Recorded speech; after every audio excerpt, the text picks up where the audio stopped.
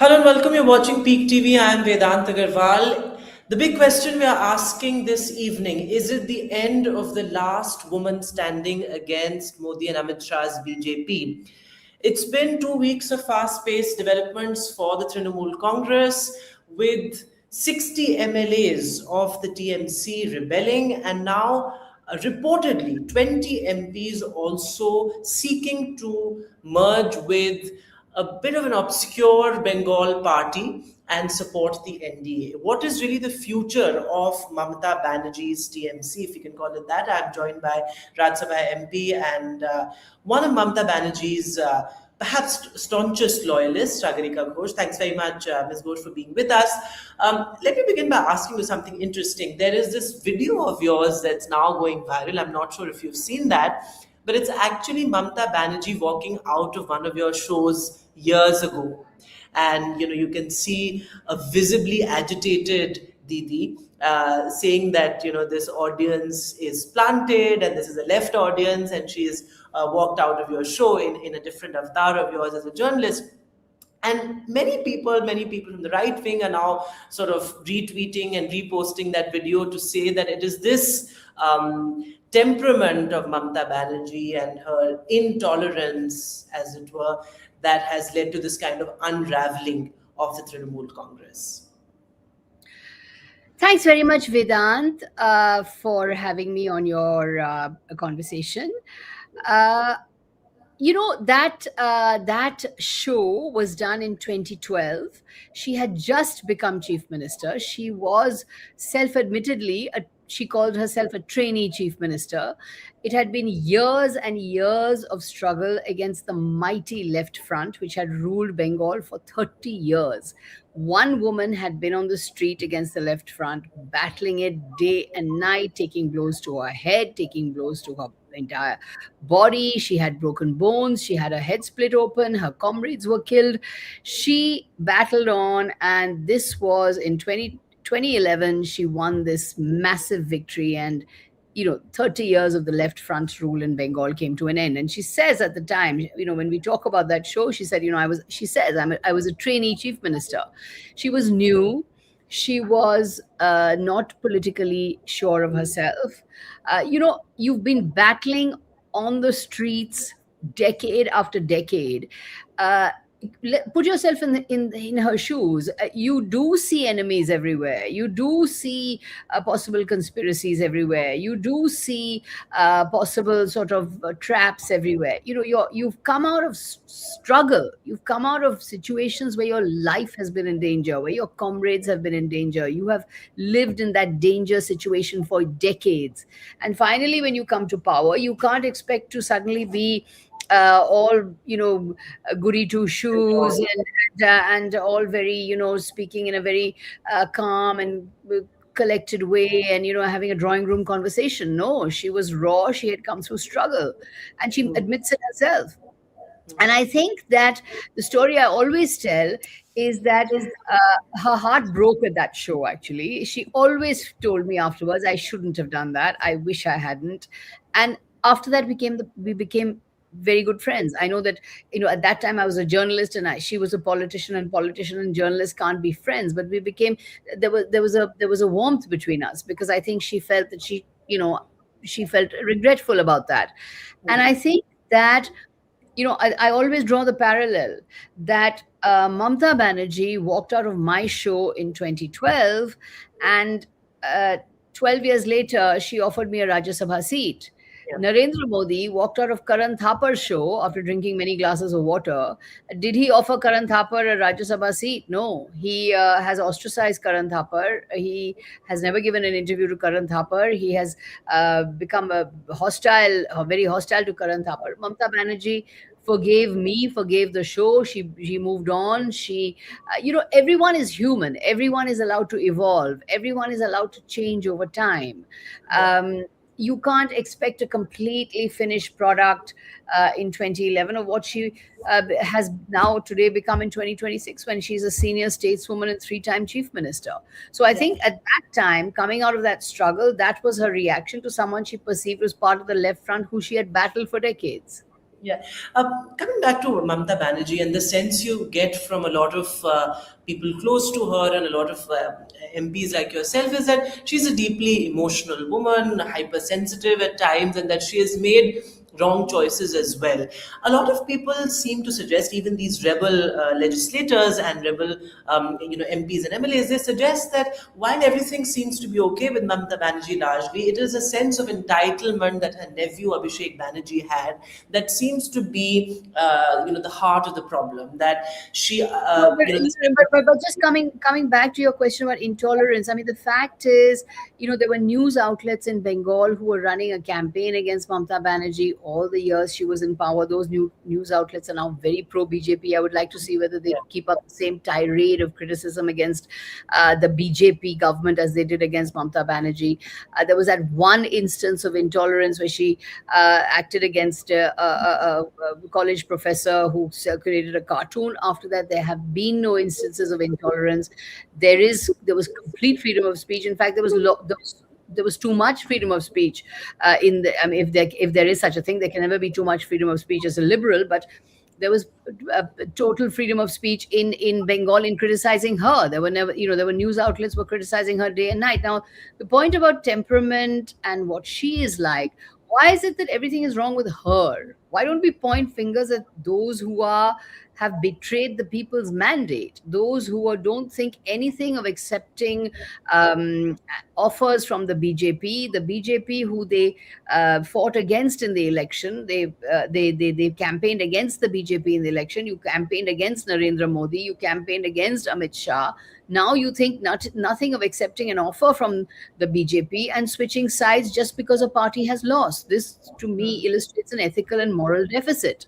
It's not But just about Mamata Banerjee. usually, I'm coming to your point about Mr. Abhishek Banerjee. Mr. Abhishek Banerjee has come into politics maybe through the route of his relationship with Mamata Banerjee, but he's proved himself time and time again by winning by huge margins from Diamond Harbour. And if we had won this election, then believe me, everybody would have been praising Abhishek Banerjee and saying, what a tremendous organizer he is, what a man of the organization he is, what a leader he is, simply because a party loses the election, and and and therefore everything is suddenly wrong with the party, everything is suddenly wrong with the leadership, everything is suddenly wrong with the way the party functions. All these leaders who are bringing up this issue of, we were angry, we had angst, we couldn't speak, we were being muzzled. Why were they not saying this before the election verdict? Why were they not voicing this earlier? Why is it that after the party has lost? And believe me, if the party had won, would they be singing this tune? I don't think so. so you're saying that this is simply political opportunism, but would you concede that there was, to an extent, Tiny Mamata Banerjee opportunistic. allowed, there's also this allegation that Mamata Banerjee allowed these strong men to kind of pop up in every district, and that led to factionalism and rivalry and hooliganism, etc. Would you concede that that's something that? But the TMC leadership has always acted against anyone found guilty of wrongdoing. Many of our leaders have been put in jail. Many of our leaders have been suspended. She has not stood in the way of their prosecution or police action against them. They have been acted upon by the law enforcement agencies. Many of them, even the Mr. Sudeep Bandyopadhyay, who is today switching to the BJP, he was in jail. So there he was for in a particular scam. So she has never stood in the way of prosecution of any leaders. If there has been wrongdoing, if there has been excesses, we as a party have to introspect. We have to look inward. Yes, we do, and we will, and we are. And if there is anything wrong, and if the public has turned against us, then we will look inward. We will see how we can win back the trust of the people. But you must remember, Vedant, this was not a free and fair election in Bengal. This was not an election where votes were fairly cast. This was an election that was manipulated. The result has been manipulated. Today, as you know, Mamata Banerjee has gone to the High Court seeking to challenge her result in the Bhawanipur Assembly constituency. You have seen constituencies where the margin of deletions is much higher than the margin of victory or loss. So if there have been 70,000 deletions and the margin of victory or loss is just 800, then if just 800 of those 17,000 had voted for the Yeah. the AIGC candidate, the candidate would have been through. So the fact is, 91 lakh deletions, 27 lakh put under this absurd category, logical discrepancy, which was not there in any other state. This election commission was completely partisan. As you know, two officers of the election commission who are doing election duties, they have now been absorbed in the BJP government. One is a chief advisor and one is a chief secretary. So uh, this election in Bengal, or the Bengal Assembly election of 2026, to me does not satisfy the minimum threshold of a free and fair election. And the It wasn't result a level playing field, so like you said. it was not a level playing field. Absolutely not a level playing field. I mean, you had a massive weaponization of the central agencies, of the enforcement directorate, of the CBI, of the income tax. You had the seizure of our documents. You had massive force. You had our election agents beaten up. You had our election agents thrown out of the scene, and you had the role of a very one-sided media, which from 10 o'clock in the morning was declaring a BJP victory. I'll tell you something interesting. I went on a channel on result day on the 4th of May to a channel where by 10:30 the anchor was reading out, oh, you've lost here, you've lost here, you've lost in Calcutta, you've lost this seat, you've lost that seat, but your citadels have fallen. And I was thinking, wow, how come this anchor is telling me all the results at 10:30 in the morning? I mean, all Yeah. the machines haven't been opened. All it's still postal ballots. I mean, how come this anchor is reading out an election analysis at 10:30 or 11 a.m. in the morning when Hmm. all the results weren't even out? But what happened is the mainstream media starts flashing, BJP crosses majority mark, BJP forming the government, BJP forming the government. And as the media did that, what the police did, because the screens are everywhere, what the police and the central forces were doing was, oh, it's over, it's over, it's over, done, done, get up, and beating up our election agents and throwing them out of the counting centers and declaring all the marginal seats for the BJP, saying, "Dekho, media dikha rahi hai, BJP jeet gayi hai." So, Yeah. what happens is the media ecosystem exerts a very pernicious influence on the counting process. So the counting process That gets point, affected. it's a fair point that It was we not do a not. free and fair election, is what I'm saying. It was not a free and fair election. So, in this non free and fair election, the people Hmm. who are now choosing to leave the TMC in these difficult times, I would say, are showing a lack of moral courage, a lack of character, and a lack of spine. Because this is the time when we have to stand up against wrongdoing, and we have to stand up against the assault on democracy that the Yeah. BJP, I understand the point, but Modi, BJP is this doing. this culture of defections and sort of these political imports. What's interesting is that it's the same for every party, because if you look at Ritubrata Banerjee, who is now rebelling against Mamata Banerjee in West Bengal, he had a sexual assault complaint against him in 2017. Why did the TMC decide to take him then? Because I mean, he had questionable credentials back then as well. He's an import from the left, and there are all these cases against him, complaints against him at least. So coming back to this whole culture of defections and taking political imports, would you concede that it was wrong on the part of the TMC also to accept a person like Ritubrata Banerjee? Well, the thing, I wouldn't like to comment on particular individuals. I think they are assessed on what kind of political talent they bring to the table. Yes, there was that case against him. I think this was the case, I think, is a bit is shrouded in some sort of there's a controversy about that particular case.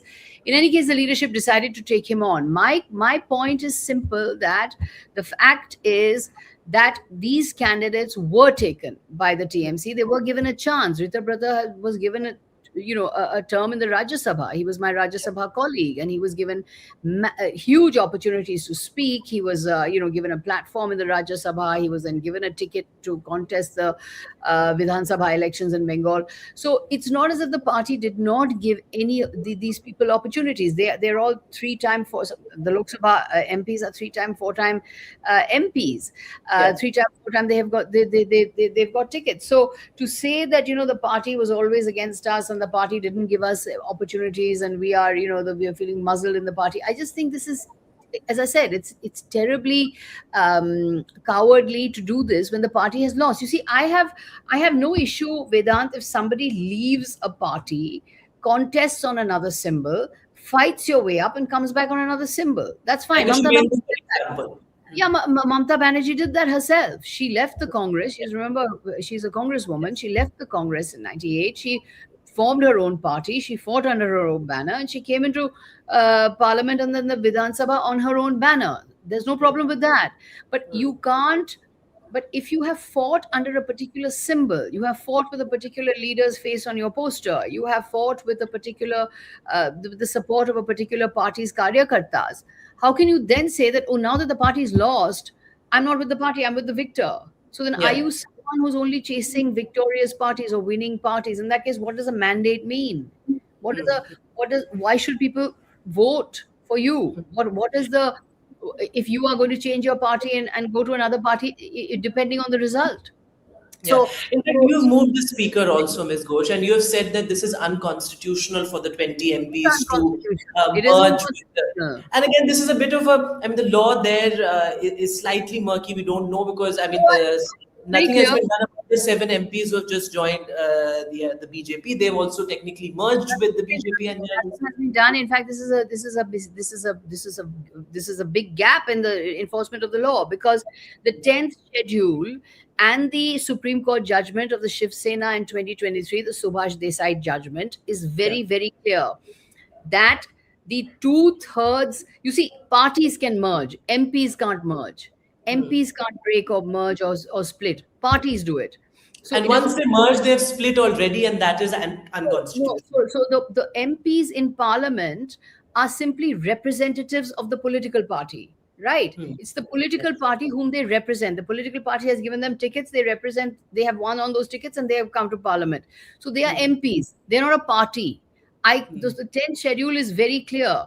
When a political party splits or when it merges, then chronology samjhe. It's a chronological thing that on condition that the original party has split, on condition that the original party has merged with some other party, then if two-thirds of the legislature party of that political party decide to merge or decide to split, then they do not attract the anti-defection law. So And it's a then they secret. won't be disqualified. Then they Yeah. won't be disqualified because their original party has split. Their Yeah. original party has merged. So it is the political party that merges. It is not the MPs who can, I can't go into parliament and they decide, oh, I'm now, I can now go with this party, I can go with that party. MPs are not constitutionally given the power under the 10th schedule. If you read the 10th schedule, it's very clear. There are two steps that happen. You see, it's not just the two-thirds majority. There are two steps. The first step is the political party merges or splits. Once the political party merges or splits, on that condition, the two-thirds rule applies, that then if the MPs decide to merge, they don't attract the anti-defection law. So So that is a just very clear. two-third in terms of number of MPs is not enough, and No, no, that. no, no. It has to happen in chronology to the original party splitting. It is a chronological step in a. Mr. Amit Shah should understand, since he talks about chronology, samjhe. It's step two of step Hmm. one. Step one is the political. What happens to the political party? Step two is then the two-thirds issue in parliament. Is then But the as two-thirds. things stand, do you think that this rebel faction, I'm not even sure if we can call this a rebel faction, but would these 20 MPs and the 60 MLAs, would they go to the election commission and claim that we are the real TMC? Do you see such a situation panning out? Because so far they've just said that we are merging, and the 60 MLAs have said that we're okay with having Mamata Banerjee as our political advisor. So, it doesn't seem like there could be a situation perhaps where they could claim that we are the real TMC. They But what can't is your. claim they're the real TMC. How can you say that we have merged with the nationalist, Yeah. whatever the Nationalist Citizen Party of India, the NCPI, which by the way doesn't even know that these big netas have merged with them. First The thing they said that we have no information founders about. are, we have no clue, we have no information. So they are a party, obscure party in Bengal. They have fought elections in Tripura. So the fact is, how can you claim the symbol of Trinamool, or the symbol or the name of Trinamool, when you've already merged with a party which is a different party, which is the NCPI? What happens to the NCPI then? You can't be NCPI and Trinamool. Yeah. Obviously those who have merged with the NCPI cannot now claim the symbol of the Trinamool. They cannot claim the name of Trinamool. This has been said by even very senior lawyers. There's a very senior lawyer who's a BJP leaning lawyer. He's a BJP lawyer. Who also has said this, that you can't claim to be the Trinamool, you have merged with another party. Now the rebels in the legislature, in the Vidhan Sabha are saying something completely different. They're not even saying that there is different party. They're saying we're still under Mamata Banerjee. Yeah. So, Yeah. so then that means that they haven't left the Trinamool. So, these matters will be a matter of the courts to decide. The speaker will decide, but the speaker has now decided that he will meet everybody and decide and decide. But clearly, the legal opinion is absolutely clear that if you've merged with another party, you can't claim the symbol of your original party. I mean, that stands to reason, right? If the merger is approved, Ms. Ghosh, which seems likely because, like I said earlier, nothing was done in the case of seven ARC MPs merging Yeah, with the. they have merged. That is, you have merged with a particular party and said that we are now with this particular party, Hmm. right? The NCPI party. Now Yeah. you actually can't do that. You Hmm. can't do that. But Yeah. since, as you rightly say, that as I said, according to the 10th schedule, you can't do that. MPs can't merge. Parties merge. Yeah. Parties split and parties merge. MPs can't split. MPs can't But merge. keeping the nuance aside, because like I said, that That in is all the practicality, the merger will be approved. has been the process is the punishment. You see, this will go to court, it'll be challenged, the speaker will sit over it, and by the time we reach a solution, it'll be 2029 Yeah. when there will be general elections. So I In think that that case, what is the Mamata Banerjee TMC's, or what is Didi's plan, given the fact that you're staring at a situation where 20 of your MPs will now be with the NDA, and we're soon going to have the Parliament session as well. So we'll see how that plays out. But what is Mamata Banerjee's plan? If the situation pans out the way the rebels have thought it will. situation pans out the way I mean, we still have 17 members, we still have 17 MPs, we have 10 in the Rajya Sabha, and we may have, we have 9 or 10 in the Rajya Sabha, and we have 8 in the Lok Sabha. So we already have. So we are a bloc. We are the original Trinamool Congress. Mamata Banerjee is the Trinamool Congress. Trinamool Congress is Mamata Banerjee. This is a party built by her. It is founded by her. It is established by her. She has created this real party. This is not some shell party, some NCPI where these rebels are seeking refuge. This is a real political party founded by Mamata Banerjee. This is Mamata Banerjee's party. The Trinamool Congress is Mamata Banerjee's party. There's no two ways about that. So we are the Trinamool Congress. We will function as a Trinamool Congress. We are an integral member of the India Alliance. Yeah. We will work with the India Alliance. This new party, this merged party, this illegal unconstitutional merged party, it is an illegal bloc anyway according to the constitution, unconstitutional bloc. They have already sworn allegiance to the BJP and to Narendra Modi. They have said Narendra Modi and Amit Shah Yeah. are leaders. So they will be aligned with the government. We are very, Didi is very clear. If anybody wants to go, please go. This is a necessary process of cleansing. Let the people who are the opportunists, who are the turncoats, who are the traitors, let them go, and let the But party will be have made. very real ramifications, Ms. Ghosh, on the Parliament as well. Given the kind of, I mean, whether it's a Traitors delimitation bill or one nation, one election, I mean, they would be able But to. Vedant, that's exactly why the BJP is breaking opposition parties. The BJP did not get a majority in the elections of 2024. Janadesh kya tha? What was the adesh of the people? What was the verdict of the people? The people spoke in 2024, right? And the people said the BJP does not have a majority. It is a minority government. At the moment, it is propped up by Chandrababu Naidu and Nitish Kumar. 16 from Chandrababu Naidu, 12 from Nitish Kumar, and now 20 from this NCPI. It's the It second was, largest which is the kind second of largest. I mean, a theater of the absurd, theater of the farcical. This party, which is not even in parliament, it doesn't have a single member of parliament.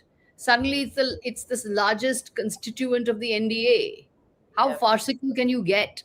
Uh, and and they don't even know it. The founders of this party don't even know. that they are the single largest party in the NDA, or they have no information. I mean, it's theater of the absurd. 2026 will go down as a chapter of, honestly, of undemocratic farce in the history of Indian democracy. But the point is that they did not get a majority in 2024. Now they want to push through the delimitation bill. Now, why do you want to push through the delimitation? Nothing to do with women's reservation. We are fully in support of women's reservation. Please bring women's reservation now. Please bring it in the 543 member house. We are ready to support it right now. But why are you linking it to the delimitation bill, which is going to take the number of parliamentarians up to 850? Can you imagine 850 members of parliament? It's already cost 43 lakhs for a single for the exchequer to support a single member of parliament for a single year. Now, for 800 members of parliament, that's 300 crores a year to support one member of parliament, to support 850 parliamentarians. Is the exchequer going to be able to take that kind of? So you're essentially saying the NDA is kind of creating this artificial majority. Yeah. That is the cost to the citizens is another point. I'm just saying that the BJP is desperately trying to create an artificial majority in the Lok Sabha. It is an unconstitutional and non-democratic way when the people have not given you a majority. The people did not give you a majority in 2024. The people voted for a strong opposition. They voted for a minority. They brought the BJP down to size. What were they saying? Up ki bar, 400 par, etc. They came down to 240. So But the this, people. coming back to the current situation, were you kind of shocked to see some of these names? I mean, Shayani Shocked, Ghosh and shocked, were you shocked. shocked? I'm shocked. I'm thunderstruck. I'm sort of speechless. I mean, my head is spinning. I mean, Shayoni Ghosh was, one of the stars of the TMC. Yeah. And if you followed her on the campaign trail, we were also proud of her. She was such an amazing speaker. And I'm just shattered that she has But what do chosen. you think led to her jumping ship? I have no idea. I mean, we hear all kind of reports of inducements, of allurements of all kinds, of massive amounts of money changing hands. These are just rumors. They're just reports. So I'm not accusing anybody of anything. But of threats, of intimidation. That's the other thing, Vedant. You see, the BJP is playing the politics of Sam Dam Dand Bhed.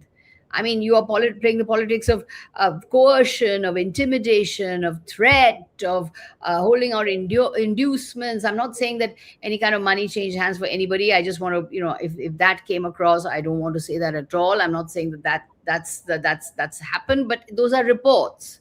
Those are reports that all kinds of allurements have been handed out. It is extremely unfortunate that my colleague in the Rajya Sabha, Sushmita Dev, who I know personally, she was my colleague in the Rajya Sabha. She has chosen to jump ship, and she comes from a very old Congress family. As you know, her father was the Congress veteran, Mr. Santosh Mohan Dev. She has now chosen. So it is extremely unfortunate that this is happening. It is very distressing. I'm really speechless at the fact that these are choosing to go. And I think that the BJP is playing as I said, of Samdam. That look at the way the BJP is treating the opposition in Bengal.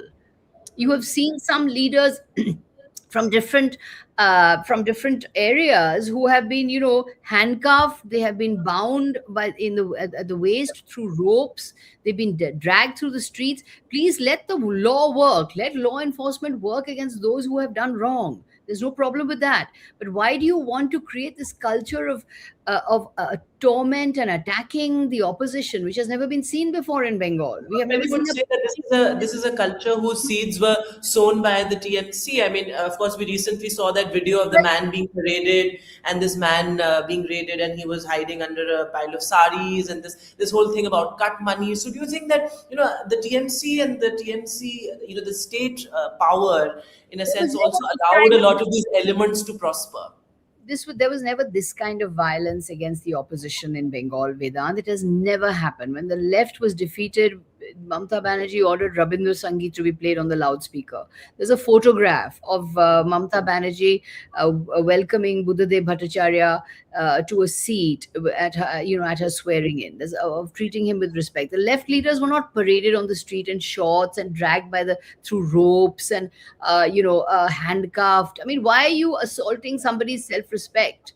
I mean, the fact is, the law must proceed according to the law. Yes, if they have done wrong, please act against them. Nobody's saying that. But democracies are based on rule of law.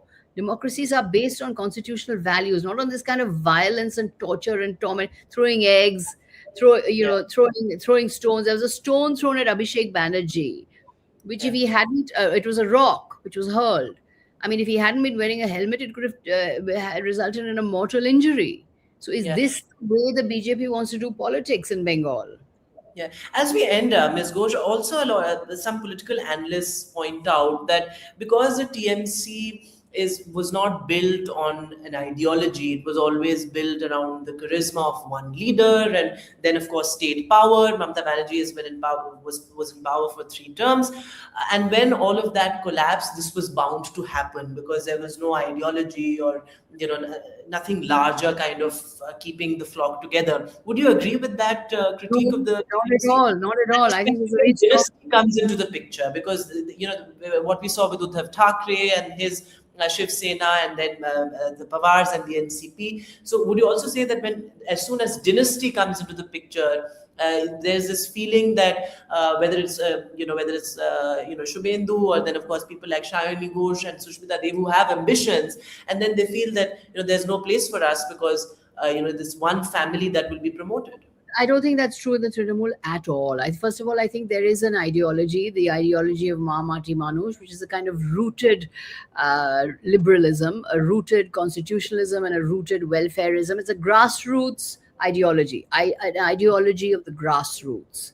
Right. Mamata Banerjee has always upheld pluralism. She has a wonderfully pithy line, which I always quote about secularism, dharmo jar jar utsav shobar. Everybody has their own personal religion, but we celebrate festivals together. You know how well we celebrate Christmas in Park Street. We have Eid. We have Durga Puja. Durga Puja in Bengal has won the UNESCO award for intangible heritage of humanity. We have just built a Jagannath temple in Digha. So I mean, we stand for a rooted pluralism and a rooted liberalism, I would say. The representation of women. I think that is a fundamental part of our ideology. Before the split, the Trinamool Congress was 38% women in the Lok Sabha, 45% women in the Rajya Sabha, far in excess of the 33% in the women's reservation bill. We don't need legislation to represent women, and not only women in terms of representation, but fielding very visible, articulate, and socially sort of socially grassroots women to positions of power. That has been Mamata Banerjee's agenda. It's almost a woman's revolution that she has brought into the Trinamool Congress. There are people like so many women leaders in the Lok Sabha, so many leaders in the Rajya Sabha. When you think about the Trinamool Congress, you think about very strong women with Women. agency. So women, openness to the LGBTQ, openness to all minorities, all strata of society. So I would say a rooted welfareism and liberalism. We've had a very open, liberal-minded finance minister for many years. Mr. Amit Mitra was Secretary General of the FICCI. He was succeeded by Chandrima Bhattacharya. She's also, there's a lot that is not known about Bengal. Lot that is not known about Bengal. We are this You year would the say that there is no space for ambitious women, ambitious people in there general, is not because a space for there's one ambitious place people. where power is concentrated. There is no. Where is this one family? It's Mamata Banerjee with a galaxy of leaders. All the leaders I'm mentioning in the Lok Sabha, all the leaders I'm mentioning in the Rajya Sabha, none of them are family. We had, Miss Kakoli Ghosh Dastidar was the chief whip. The Miss Shatabdi Ray was the deputy leader. I am the deputy leader in the Rajya Sabha. We have Ms. Mahua Moitra in a leadership position in Bengal. We have very senior ministers in the Bengal cabinet, Shashi Paja, Chandrima Bhattacharya, these were all senior ministers in the cabinet. The mayor of Kolkata, none of this was given to, these are not all family members. Yeah. Yes, Mr. Abhishek Banerjee joined politics uh, through his connection with Mamata Banerjee initially, but then has proved himself as a organization person and as a seriously and as a very serious politician. And I think he has, honestly, if the Trinamool had won this election, who was the star campaigner of the Trinamool during the election, during the 2026 election? It was Shayoni Ghosh. She was not part of the family. It was many others. Mahua Moitra, she's not part of the family. These are all stars of the Trinamool Congress. So the fact to say that it's a family, there's any kind of family based thing happening in the Trinamool Congress, I don't think so at all. I don't think so at all. The fact is that if the party had won, all of this would be out of the window. Yeah. All of this would be out of the window. Nobody would be saying anything. But as I say, success has many fathers, failure is an orphan. So Okay. if you lose, everything is wrong with you. You've got no ideology. You have family. You're autocratic. You're Yeah. temperamental. If you had won, you would be the flavor of the season, and you're a successful political formation, and you have wonderful organization, and you have a charismatic leader. So I don't think this works. I think Mamata Banerjee is a fighter. She's a remarkable politician. I say this as a journalist as well, someone who's observed, who's been a political journalist for 35 years. I have observed politicians. I've written two biographies of two prime Yes. ministers. I'm writing my third biography of a third prime minister. I can't tell you who that is, but so I've seen observed politicians, and the most successful politicians are the politicians who have a story to tell, who have a life story. And Mamata Banerjee has a remarkable life story. Yes. She's come And from no family, and taking a she's cue come from from. that, Ms. Ghosh, you spoke about Mamata Banerjee being a congresswoman, and there's all this talk, and this is my last question to you. There's all this talk about this Akhand Congress, and Sharad Pawar and Mamata Banerjee returning to the Congress fold. What do you think of that idea, and is that something? I mean, you are one of the I wrote an few article. national faces still standing by Mamata Banerjee. So, are you open Always, to always. the I, idea you know, of there's, I don't is she returning to the Congress or Mamata Banerjee returning to the Congress? I wrote an article once where I said the force that can take on the Sangh Parivar is a united Congress Parivar. Because if you think about it, all these leaders, whether it's Mamata Banerjee, whether it's Sharad Pawar, whether it is Mr. Jagan Mohan Reddy, son of Mr. YSR Reddy, I mean YS Rajshekar Reddy, these are all stalwarts of the Congress. They're all stalwarts of the Congress, and I think that's happening in a very rejuvenated India alliance. As you know, we had a very successful meeting on Monday. We are Would you call committed. it successful though? I mean, Arvind Kejriwal wasn't present at the meeting, and that was. No, I mean, we may have state level differences, but we're all together as a united front against the BJP. Yes, there are state level issues. We fought the Congress as in Yes, Bengal. The left and the Congress fight each other in all the Kerala, time. but we are all together. We are all together at the national level. And we are going to work in close coordination. The India Alliance has never been more united and has never looked stronger. And The possibility of Mamata Banerjee coming back to the Congress is you're not ruling that that out. that is baseless. That is baseless. There is no such issue. There's no such possibility at all. That is Okay, absolutely baseless. But the India alliance is going to work very closely and very strongly together, and I think that was clear at the meeting. all right, Ms. Sagarika Ghosh, thanks very much for speaking to us. Always a pleasure talking to you. Thank you. Pleasure. Thank you so much.